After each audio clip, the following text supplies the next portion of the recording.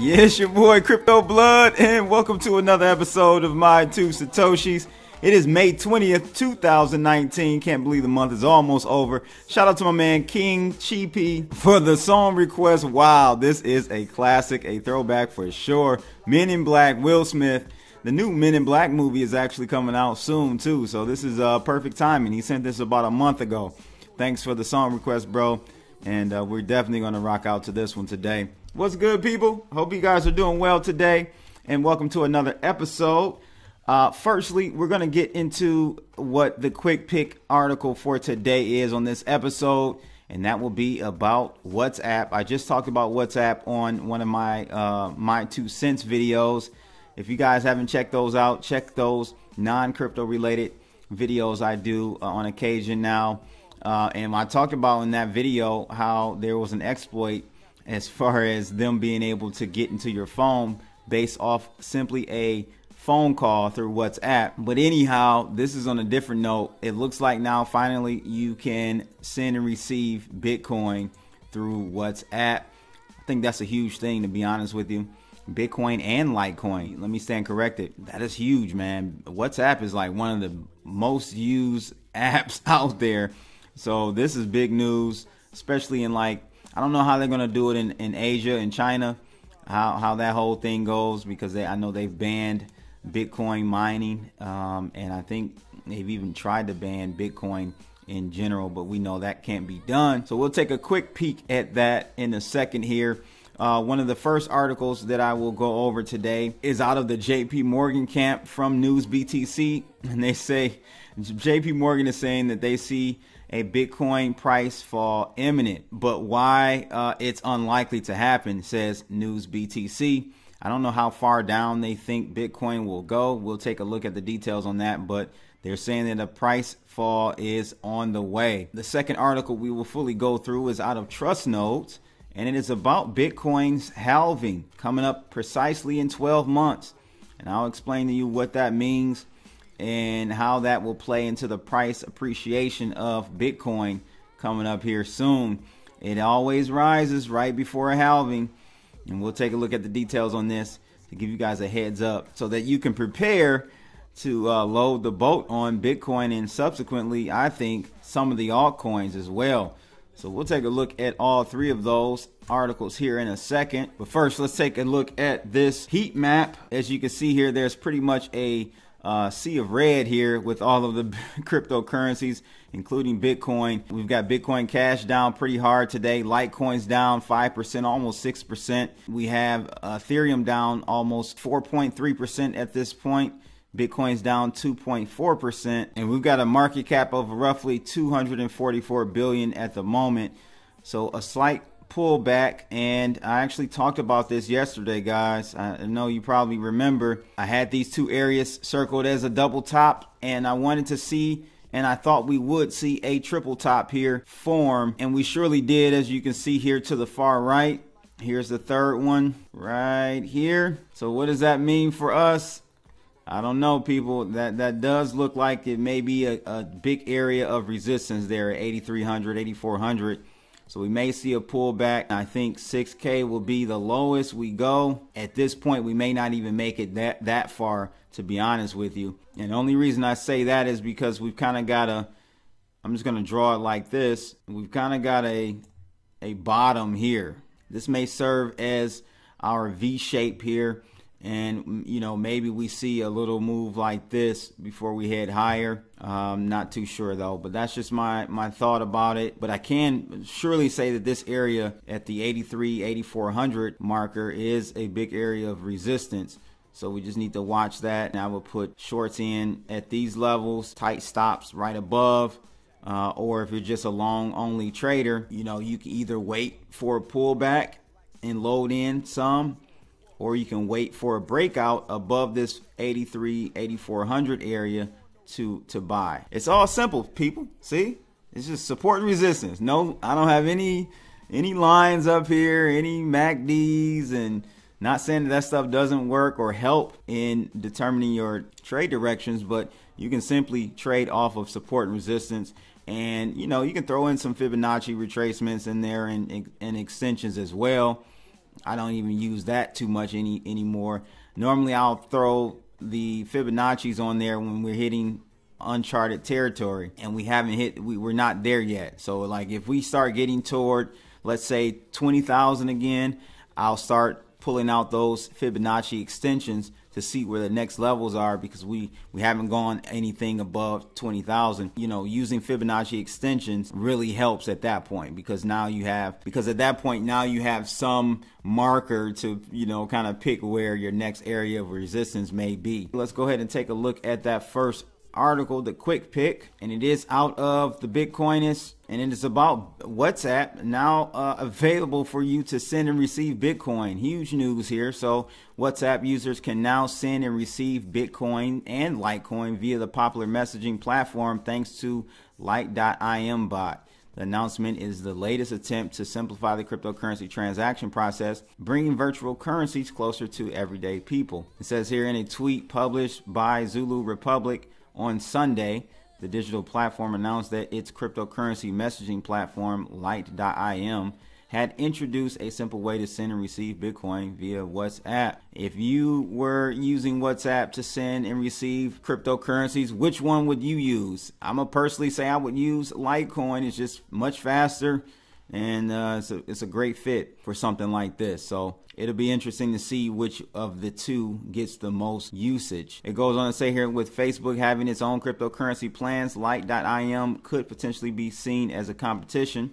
There's no official word about the exact future of the social messaging giant's virtual currency ambition, but rumors persist that it will be a Bitcoin-like cryptocurrency token. Yeah, this is big, people. This is definitely big. WhatsApp has over, I think, 1.5 billion users, somewhere around there. So good to see that avenue available. And again, I'm just curious, and you guys let me know, which of the two currencies, cryptocurrency, do you think will be used the most, Litecoin or Bitcoin? This is going to be a huge boost to Litecoin for sure, because it's a smaller market. Therefore, any increase in usage would show up more prominently in Litecoin's price. So let's take a look at this first article out of News BTC, and it is about JP Morgan saying that Bitcoin's price fall is imminent. And News BTC says this is unlikely. So JP Morgan believes a Bitcoin price fall is imminent, according to their analysts. Periods when price exceeds intrinsic value, quote unquote, have always led to a drop in price. And following the recent rally over the past few weeks, this situation has presented once again Bitcoin's intrinsic value. So after a fantastic run up, which saw Bitcoin gains at 120% since the start of this year, the market is currently in a cooling off period. All the same, Bitcoin's strong performance has put it back on the radar of the general public. That is for sure. With that should come caution. In an article by Bloomberg, JP Morgan analysts examined Bitcoin's price against intrinsic value, which they believe comprises the cost of production, namely electricity expenses. They noted that periods where the price exceeded intrinsic value were followed by fall in Bitcoin's price. And given the recent spike, this pattern is likely to repeat, they wrote. So they said here, over the past few days, the actual price has moved sharply over marginal cost. This divergence between actual and intrinsic values carries some echoes of the spike high in late 2017. And at the time, this divergence was resolved mostly by a reduction in actual prices. So as you can see, they overlaid the intrinsic value line chart with the market price, and you see the huge divergence there. And you can look back in September of 17 when that divergence started before, and it eventually reverted back to the mean. As you can see, the market price doesn't necessarily mean that just because there's a divergence, it doesn't mean that it's going to revert back to the intrinsic value anytime soon. Now, I don't want to compare 2017 with what we have right now, but you know, that's only one strategy that should be used to come to this conclusion. Article says that in compiling their data, JP Morgan analysts treated Bitcoin as a commodity, which may have some merit according to Investopedia, who define commodities as a basic good used in commerce that is interchangeable with other commodities of the same type. They also drew on an economic theory which states that the cost of mining Bitcoin may correlate with its price. Adam Hayes, the researchers behind the cost of production model for Bitcoin theory wrote, Bitcoin production seems to resemble a competitive market, so in theory miners will produce until their marginal costs equal their marginal product. Break-even points are modeled for market price, energy costs, efficiency, and difficulty to produce. The cost of production price may represent a theoretical value around which market prices tend to gravitate. So then the article poses the question, is Bitcoin a commodity? Having said that, is it right to classify Bitcoin as a commodity?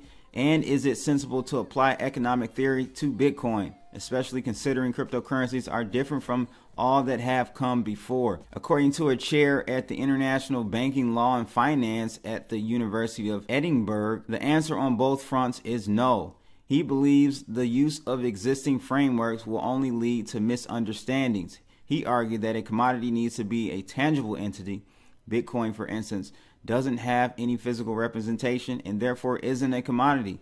Those who wished for legitimate reasons to invest in an asset class, cryptocurrencies, can do so with the knowledge that it's a special type of financial-like product with its own unique benefits and risks. Not only that, the article says, but considering cryptocurrencies have had a relatively short lifespan, we lack sufficient data to assume they will behave as traditional instruments do.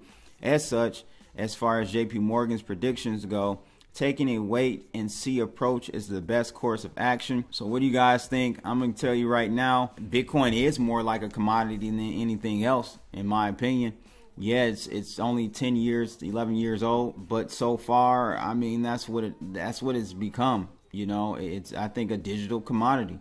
And there is no other type of digital commodity out there other than in the cryptocurrency space. But you know, I think you can use that model to kind of derive some type of price, but again, it's a new uncharted territory, and what we don't know and what we have not seen, and I was talking to someone about this, we've never seen Bitcoin in a financial crisis. Bitcoin was born or birthed out of the after effects, the aftermath of the 2008 financial crisis. So what does it look like when we have a financial crisis? Will it behave in a very parabolic way? We don't know. We don't know. So with that being said, it is a guess. I wouldn't wait and see though.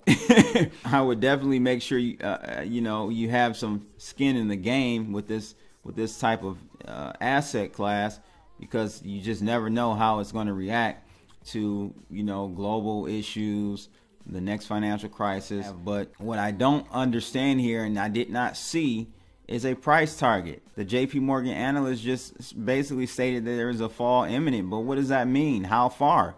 You know, we need to see more details on this, and maybe they do have more details that's, you know, for paid members of their service. But what do you guys think? Are we going to see a revert to the intrinsic value of Bitcoin anytime soon? Or do you think we're going to continue to rise higher? Let me know in the comments below. And I'm going to give you guys a website that I found. Was it late 2017? It was one of my subscribers that sent this to me. Very neat website, and it's a different way to look at, instead of going to CoinMarketCap or CoinCheckup.com, this site here, CoinFairValue.com. I want you guys to check it out and just look at it for educational purposes, if only that.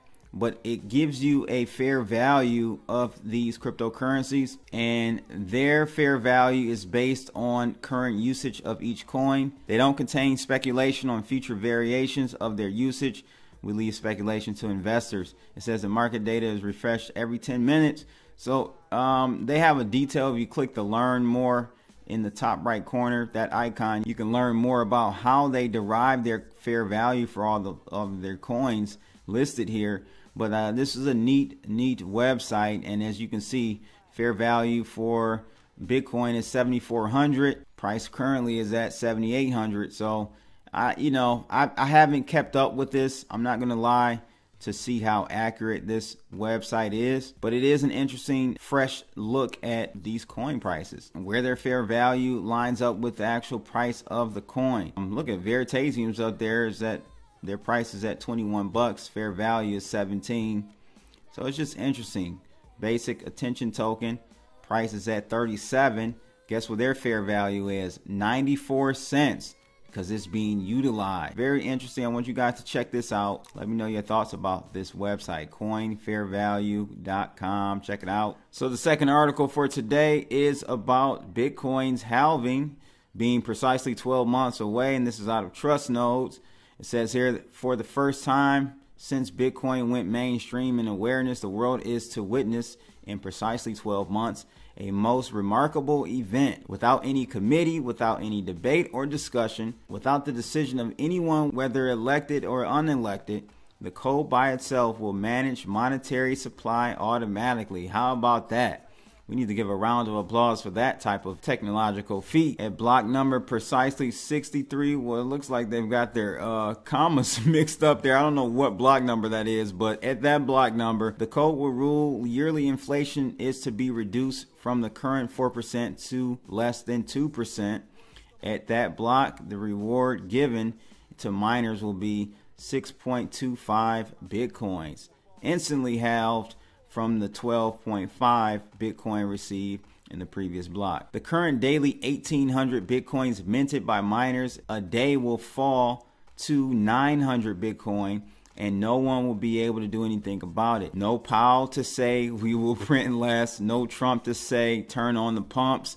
The code will order and the rest will obey. There have been two such halvings. The first was in 2012 when block rewards were reduced from 50 to 25 Bitcoin. Some miners back then tried to keep it at 50 by continuing to mine their own chain. No one cared about such fake Bitcoin, however. The then circa 5,000 nodes kept running the rules of the code. Following the halving, Bitcoin entered what we'd all call students' awareness in 2013 with its first bubble to circa $270 in March of 2013. Then a second bubble to 1,000 in November of 2013, and that was the peak when Mt. Gox went under. I remember that. The second halving almost went unnoticed as the Bitcoin developers and the ecosystem more generally was preoccupied with the question of scalability and capacity in 2016. So I remember I was there to witness and was in the community when the second halving happened,